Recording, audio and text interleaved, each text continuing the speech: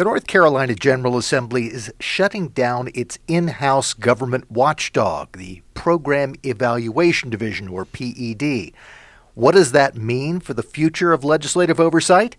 Joe Coletti, the John Locke Foundation's Senior Fellow for Fiscal Studies, joins us to discuss that topic. And Joe, you've had a lot of experience with the Program Evaluation Division and seem to do quite a bit of good work.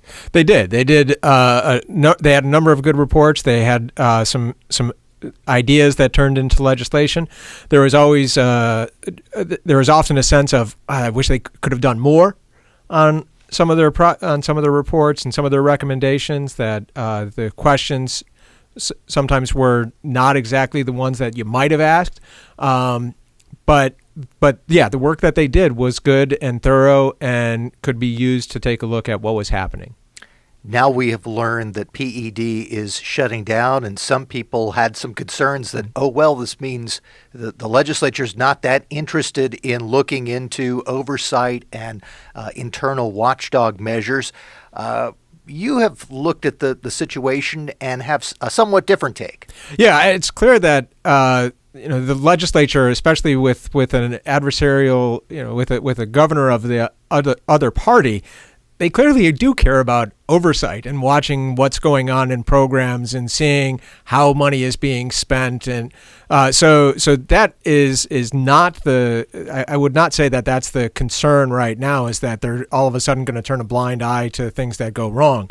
But there are the structure of the agency, of the division, and the reports that it was doing may not be the ones that they may not be asking the questions that you want to ask, and they couldn't provide more of the strategic. Should this agency even exist? Should this program even exist? Instead, as opposed to is it doing the job that is described properly? And so that is something that the replacement is not defined yet, but that's something that I hope that the new it looks like it's going to be under the Government Operations Commission, which is chaired by both the Senate President and the House Speaker. Hopefully that's something that they can look into, is do we even need this program? Not just is it doing things, is it operating the best way possible? In fact, some people who've been talking about this and defending the move of shutting down the PED said that a group that is targeted at looking at bureaucracy had become somewhat bureaucratic itself. There was this staff, and they had their way of doing things, but it didn't necessarily match what needed to be done at this time. Yeah, and it's hard to say how much of that is the division itself, because the division was it reported to Paul Coble, who is the staff director at the General Assembly, but all of its work was dictated by the committee, the Oversight Committee.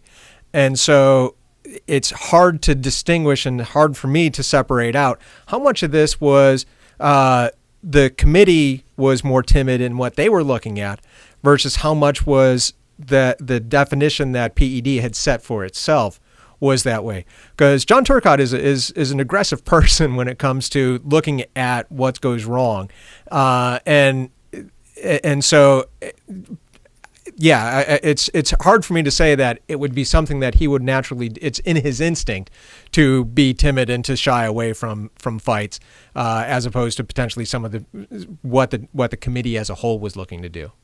And John Turcotte was the recently retired director who led PED, I think, throughout its existence. Yeah, until he retired in September, he was the head, and after he retired, longtime staffer there, Karen McGroarty, took over.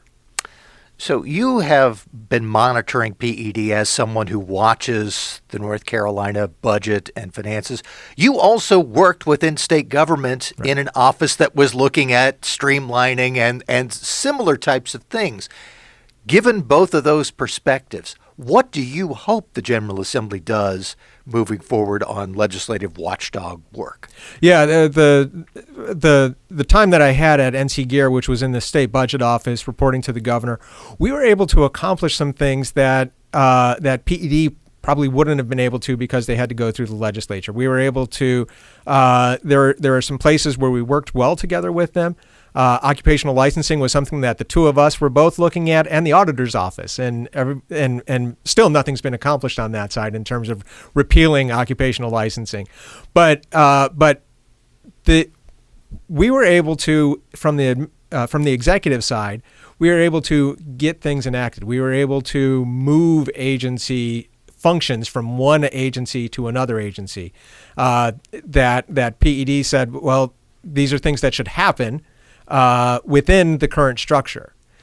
So ideally, this next iteration of oversight and of program evaluation and will be able to take a look more at, is this the right agency? Is this the right cabinet department to handle this action?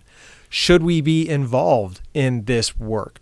So an example from what we accomplished at NC Gear is moving the parks and zoo and aquariums from the Department of Environment and Natural Resources, as it was called at the time, to what is now the Department of Natural and Cultural Resources, because you have at cultural resources, you have the museums and you have historical sites that people are that the goal is to get people to come, and the rest of the environmental department is focused on regulating things, and so not a very customer focused and not a very customer friendly atmosphere.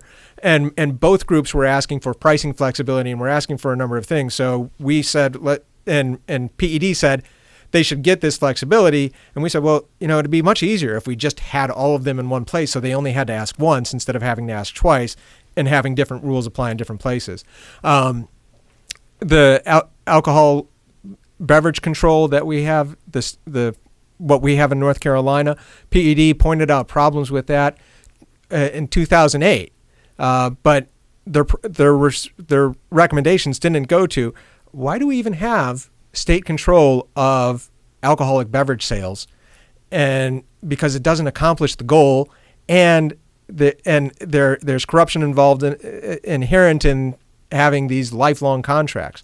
So they said their reports focused on how do you improve that, the functioning of the alcohol beverage control system. It did not focus. They did not look at, should we even have such a state-run system, and that's what a new agency, new commission structure, new committee structure within the legislature can probably and should take a look at.